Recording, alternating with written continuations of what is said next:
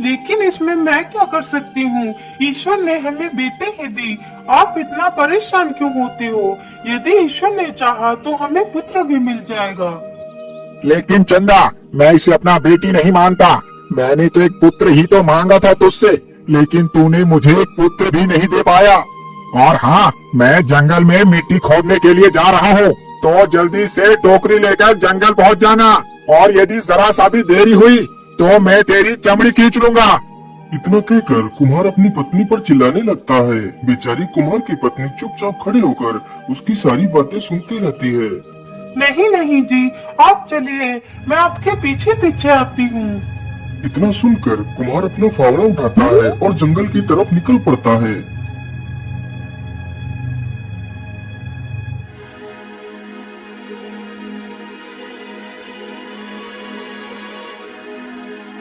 कहाँ पर खुदाई करूं, कहाँ पर करूं?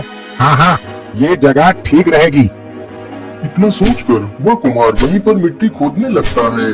कुम्हार की पत्नी एक हाथ से अपनी बेटी को उठाती है और दूसरे हाथ से टोकरी को उठाकर अपने सिर पर रखती है और जंगल की तरफ निकल पड़ती है।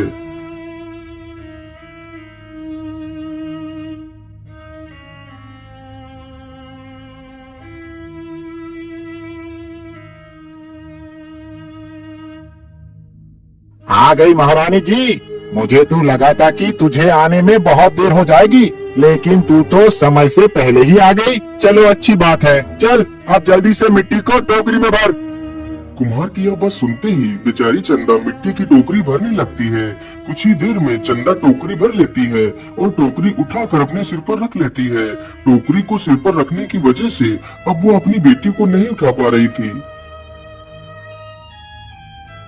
अजी सुनिए ना, मैंने टोकरी को सिर पर रखा हुआ है, इसलिए मैं अपनी बेटी को उठा नहीं पा रही। कृपा कर आप हमारी बेटी को उठाकर मुझे दे दीजिए। यदि मैं नीचे झुकूंगी तो टोकरी की सारी मिट्टी नीचे गिर जाएगी। मैं इस बच्ची को उठाकर तुझे दूं? ये तूने सोच कैसे लिया? मैं इस जन्म में तो क्या, आने वाले अगले जन्म में भी इससे छूऊंगा तक नहीं। और अब तू मेरी सुन, मैं अब घर जा रहा हूँ। तू जल्दी से मिट्टी लेकर घर पहुँच। तू चाहे इस बच्ची को लेकर आ या मत आ, लेकिन यदि तू मिट्टी लेकर नहीं आई तो तेरी खैर नहीं। इतना बोलकर कुम्हार वहाँ से चला जाता है। हे भगवान, अब मैं क्या करूं? यदि मैं मिट्टी लेकर नहीं गई तो वह मुझे बहुत मारेंगे। मैं दोनों को एक साथ लेकर नहीं जा सकती। मैं ऐसा करती हूँ, पहले मिट्टी लेकर चली जाती हूँ, फिर अपनी बेटी को आकर ले जाऊंगी। इतना सोचकर कुम्हारी मिट्टी की टोकरी लेकर चली जाती है। बेचारी मासूम बच्ची वहीं पर बैठे बैठे रोती रहती है।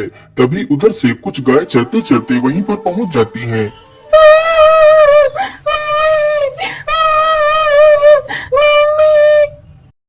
अरे बहन, यहाँ पर तो कोई किसी बच्चे की रोने की आवाज आ रही है। हाँ बहन, जरा उधर देखो, ये आवाज वहाँ से आ रही है। चलो चलकर देखते हैं। सारी गाय जब वहाँ पर पहुंचकर देखती हैं, तो एक छोटी सी बच्ची उसी स्थान पर बैठकर रो रही है। ये तो कितनी मासूम बच्ची है, लेकिन इसे यहाँ किसी दुष्ट ने ही छोड़ा होगा। पता नहीं उस दुष्ट को जरा सी भी दया नहीं आई इस मासूम पर। कहीं इसे कोई जंगली जानवर खा जाता तो क्या होता? मुझे लगता है ये बच्ची तो भूखी भी है। मैं ऐसा करती हूँ, जल्दी से इसे अपना दूध पिला देती हूँ। फिर वह गाय अपना दूध उस बच्ची को पिला देती है। दूध पीते ही वह बच्ची शांत हो जाती है। अरे बहन, अब हमें वापस चलने का समय हो गया है। अब हमें वापस चलना चाहिए। लेकिन इस बच्ची का क्या करें? यदि हमने इसे यहाँ अकेला छोड़ा तो इसे कोई भी जंगली जानवर नुकसान पहुँचा सकता है। मैं ऐसा करती हूँ, इस बच्ची को अपने साथ ही ले चलती हूँ। इतना कहकर वह गाय उस बच्ची को उठाकर अपनी पीठ पर बैठा लेती है। फिर वहाँ से सारी गाय वापस चली जाती हैं। उसके बाद बेचारी वह कुम्हारिन वहाँ पर आती है। अरे राम राम, मेरी बेटी कहाँ चली गई? मैं तो अपनी बेटी को इसी जगह पर छोड़कर गई थी। इतनी जल्दी मेरी बेटी कहाँ चली गई? हे भगवान, अब मैं क्या करूँगी? पता नहीं मेरी बेटी कैसी होगी और कहाँ होगी। हे भगवान, मेरी बेटी की रक्षा करना।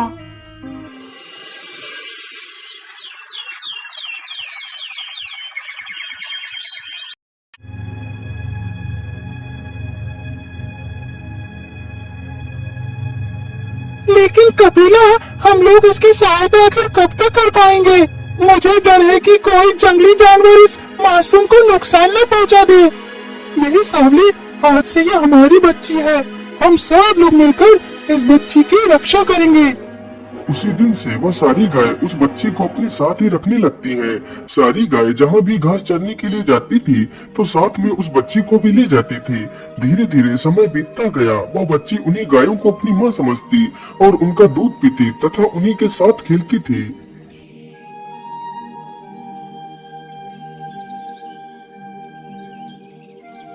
बेटी, अब तो तुम बड़ी हो चुकी हो और समझदार भी, इसीलिए हम चाहते हैं कि तुम यही घर में ही रुको।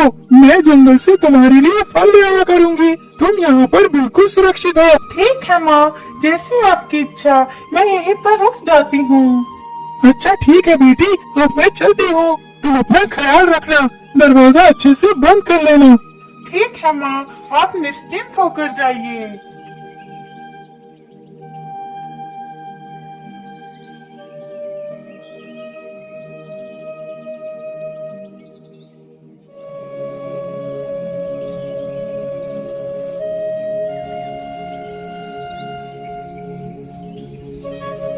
अरे वाह, ये जंगल तो कितना सुंदर है। जी तो करता है पूरे दिन में यहीं बैठकर इस सुंदरता को देखती रहूं। मैं ऐसा करती हूँ, थोड़ी देर इसी स्थान पर बैठ लेती हूँ, फिर घर के अंदर चली जाऊंगी। इतना सोचकर वह लड़की वहीं पर बैठ जाती है। तभी उधर से एक राक्षस शिकार की तलाश में घूमता हुआ उधर को ही आ रहा था। ओहो, आज तो पूरा जंगल घूम लिया, लेकिन कोई भी शिकार नजर नहीं आया। पता नहीं आज मुझे कोई शिकार मिलेगा भी या नहीं, कोई पता नहीं। चलो कुछ देर और घूम लेता हूँ। ये सारी बातें सोचते सोचते वह राक्षस वहीं पर पहुँच जाता है। अरे ये कौन है? मुझे लगता है या तो कोई इंसानी बच्ची है। अरे वाह वाह, इसका नरम नरम मांस खाकर तो आनंद ही आ जाएगा। इतना सोचकर राक्षस दबे पांव उस लड़की की तरफ बढ़ता है।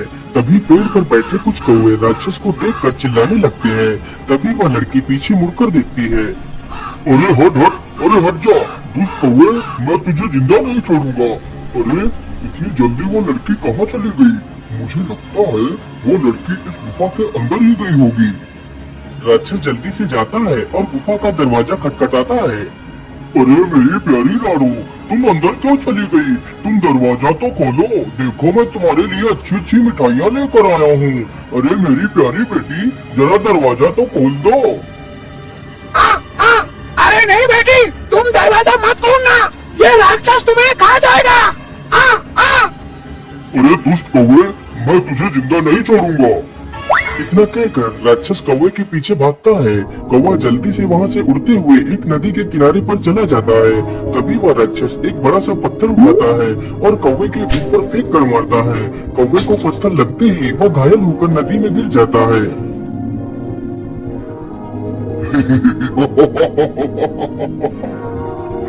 अब आए ना अक्ल ठिकाने, बहुत ज्यादा होशियार बन रहा था। चलो अब जल्दी से चलता हूँ, लेकिन अब तो जल्दी ही शाम भी होने वाली है। अब तो उस गुफा में वो सारी गाय आ चुकी होंगी।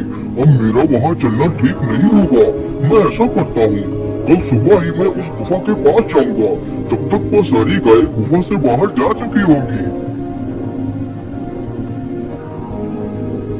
अरे ये क्या बहन, यहाँ पर तो उसी राक्षस के पैर के निशान बने हैं, जिस राक्षस को हमने कुछ दिन पहले ही मार भगाया था।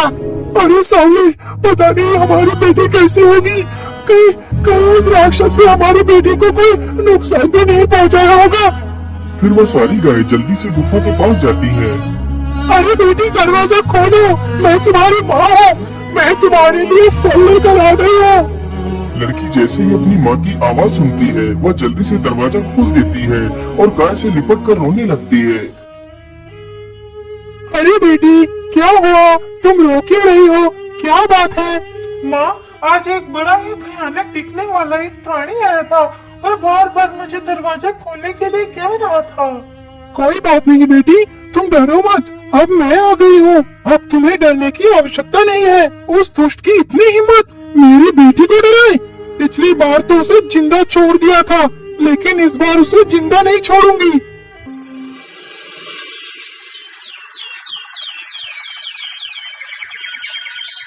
अगले दिन एक भी गाय जंगल घास खाने के लिए नहीं गई।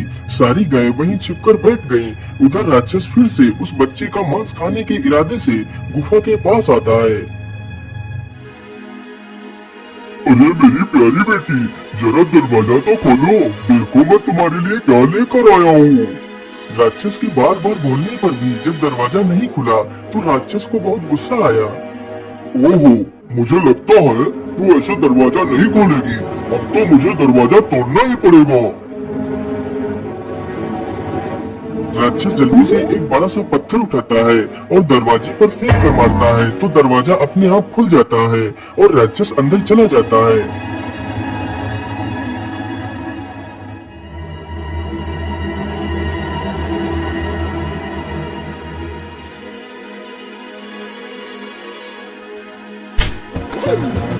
अरे मेरी प्यारी बेटी, तुम कहाँ हो? देखो मैं आ गया। हाँ हाँ मेरे प्यारे राक्षस, मैंने तुम्हें देख लिया। तुम आ गए हो, इसीलिए मैं भी आ गई। अरे तुम लोग यहाँ पर कैसे आ गई? तुम तो घास चरने गई थी। अभी तुझे अच्छे से बताती हूँ।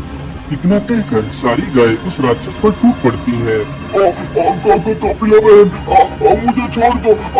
आज के बाद मैं इधर कभी नहीं आऊंगा। अरे भगवान, क्या मुझे छोड़ दो।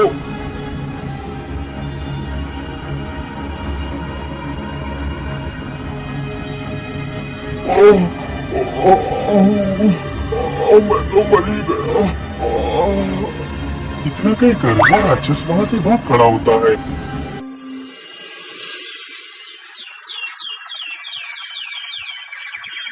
माँ, आज मैं भी आपके साथ चलूंगी। कहीं वो राक्षस फिर से आ गया तो मेरा क्या होगा? नहीं पुत्री, तुम बिल्कुल भी चिंता ना करो। अब वो राक्षस कभी भी लौट कर नहीं आएगा। यदि तुम हमारे साथ चलना चाहती हो तो फिर चलो। वह लड़की गायों के साथ चली जाती है। धीरे धीरे समय बीतता गया। अब वह बच्ची एक सुंदर कन्या बन जाती है। अब वह रोज जंगल में घूमती तथा पक्षियों से बात करती और झरनों में स्नान करती थी। अब वह जंगल में अपनी गायों के साथ खूब प्रसन्नता से रहती थी। एक दिन की बात है, वह सुंदर लड़की गुफा के बाहर एक शिला पर बैठकर पक्षियों से बातें कर रही थी। तभी उधर से एक राजकुमार गुजरता है।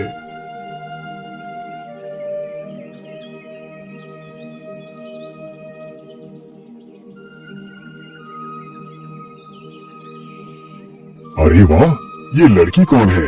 ये तो कितनी सुंदर है, लेकिन ये अकेले इस जंगल में क्या कर रही है? चलो इसके पास चलकर पूछता हूँ।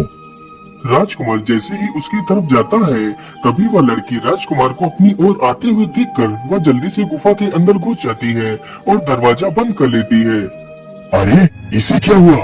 ये मुझे देखकर भाग क्यों गई? बेचारा राजकुमार उदास होकर वहाँ से चला जाता है। क्या बात है बेटा, तुम जब से जंगल से लौट कर आए हो तब से तुम इतना उदास क्यों हो? राजा के पूछने पर राजकुमार राजा को सारी कहानी सुना देता है। पिताजी, मैं उससे प्रेम करने लगा हूँ। यदि वो मुझे नहीं मिली तो मैं अपने प्राण त्याग दूंगा। अरे नहीं पुत्र, तुम बिल्कुल भी चिंता ना करो, मैं तुम्हारा विवाह उसी के साथ कराऊंगा। अरे सैनिकों, जंगल जाओ और उस सिंगल गुफा में एक सुंदर कन्या रहती है, तुम उसे पकड़कर हमारे पास लेकर आओ। राजा का आदेश होते ही सैनिक जंगल की तरफ निकल पड़ते हैं और जल्दी ही गुफा के अंदर घुस जाते हैं। अरे ओ लड़की, तुम हमारे साथ चलो, तुम्हें महाराज ने बुलाया है। लेकिन मैं आपको नहीं जानती, इसलिए मैं आपके साथ नहीं जा सकती। अरे सैनिक भाइयों, मुझे लगता है यह लड़की ऐसे नहीं मानेगी। चलो इसे बंदी बनाकर ले चलते हैं।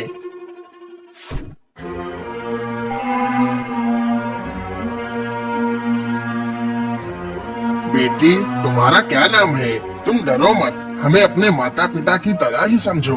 हम तुम्हें अपनी बहू बनाना चाहते हैं। राजा उससे कई सारे सवाल पूछता है, लेकिन लड़की डर के मारे कुछ भी नहीं बताती।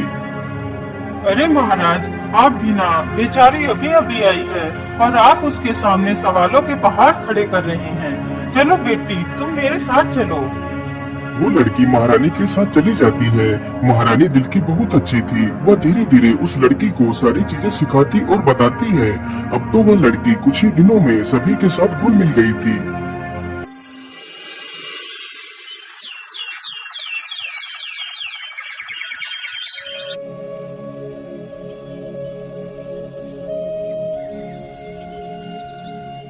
अरे बेटी, अब तो तुम हमें भली भांति जान और समझ चुकी हो, इसलिए अब मैं तुम्हारा विवाह अपने पुत्र वीरबल से कराना चाहती हूँ।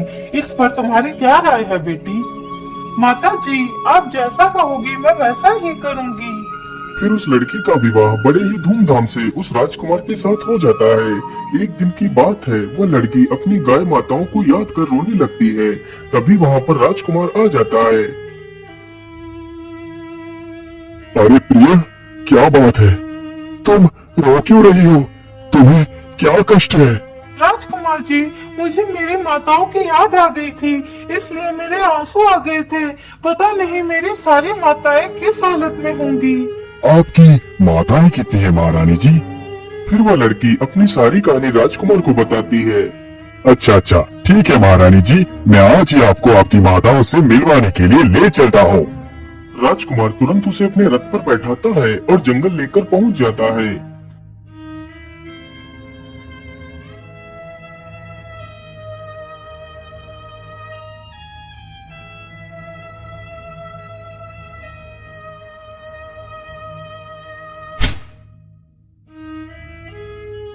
माँ, देखो मैं आ गई।